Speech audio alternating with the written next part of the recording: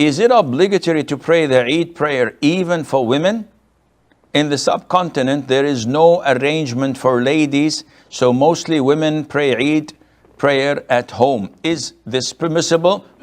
Fatima, we've stated that it is highly recommended for women to attend Eid prayer. And this is known from the hadith of Atiyah, may Allah be pleased with her, where she said that the Prophet ﷺ used to order women to come and go and attend the sermon of Eid. And we were instructed to order all women, including girls who are in their menses. Yet, they were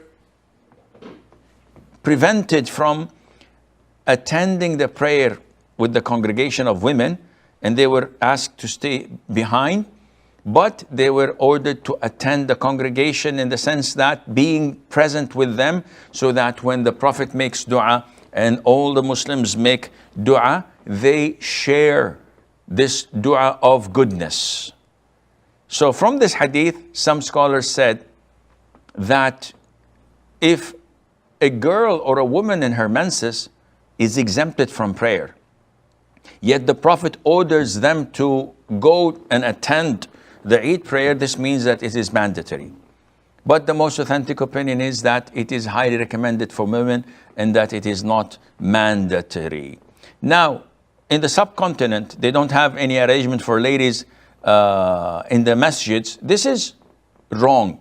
And this is part of them, unfortunately, not following the Sunnah. So many wrong practices in the subcontinent. People there, in majority, do not follow the Qur'an and the Sunnah. They'd rather follow their peers, their scholars, their leaders, who themselves may not have sufficient knowledge of the Qur'an and the Sunnah, but they follow what they had learned from their ancestors, from their forefathers. So their religion, their conviction is based on imitation, not on conviction and belief. And this is very dangerous. On the Day of Judgment, Allah Azza wa Jal would not ask you about the aqeedah or about the belief or what so-and-so scholar or leader or peer used to follow. Allah Azza wa Jal would ask you as an individual, what was your response to the Prophet alayhi salatu wasalam? وَيَوْمَ يُنَادِيهِمْ فَيَقُولُ مَاذَا أَجَبْتُمُ الْمُرْسَلِينَ. Allah Azza wa Jal would call them out on the Day of Judgment and ask them, what have you responded and answered the prophets? So you cannot say, well, Imam Ahmad bin Hanbal said so and so, Imam Shafi'i said so and so, Abu Hanifa said so and so.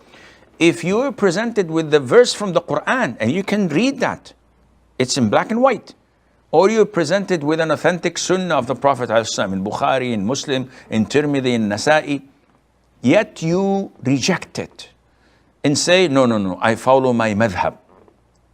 Akhi, if you are a layman and can't differentiate between a verse and a hadith, yes, you go ahead and follow your madhab.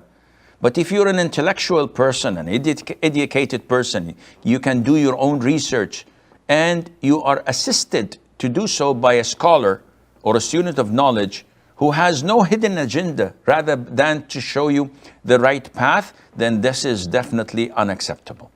So we would urge and call the people and the Muslims all over the world, especially in the subcontinent, where they have strong conviction and belief. They love Allah Azza wa Jal. The Muslims in India, in Bangladesh, in Pakistan, I am so astonished with their commitment to Islam, with their love for this Deen. I see them in my masjids here in the local areas when they come out of the masjid and they see someone begging.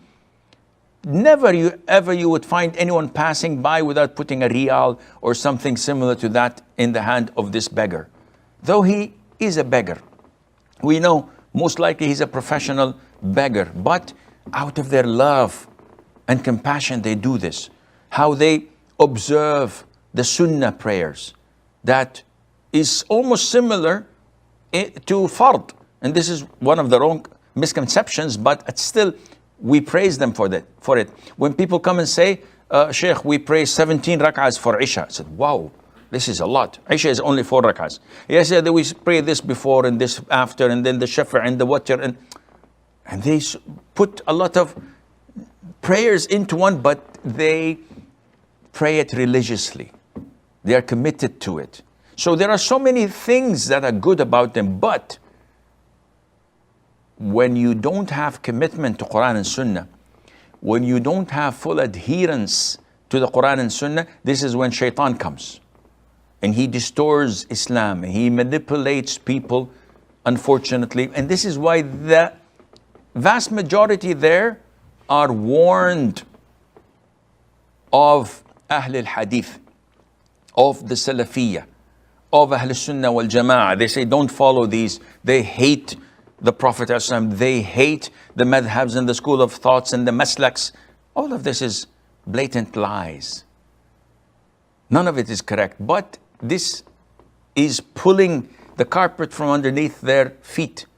Their scholars and their peers and their leaders who are making money out of the masses, when they see that their congregation are following the Quran and the Sunnah, this means that they're going to get away from their grip and their control. And this is something they don't want or like. And this is why they warn and they tarnish the reputation of those who follow the Quran and Sunnah. And this is wrong. So coming back to your question, women must have a space in the masjids, all masjids, for them to pray. Because the Prophet himself said, alayhi salam, do not prevent women from attending the prayers in the masjids. He's addressing men. Do not prevent women from attending prayers in the masjid. However, he added, alayhi salatu salam, praying home is best for them. So he gave them the choice.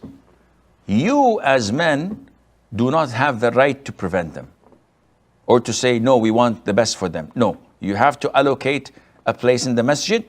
And if they want to come, this is their own right.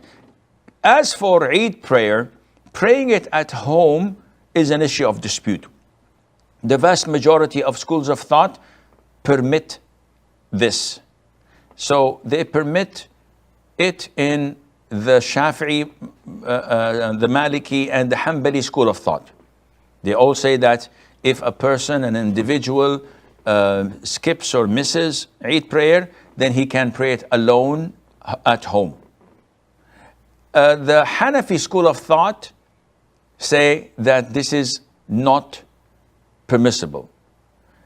And Shaykh al-Islam bin Taymiyyah also agree with that opinion of the Hanafi school of thought, and so does Shaykh Ibn Uthaymeen, and this is the most authentic opinion, that individuals may not pray Eid prayers alone.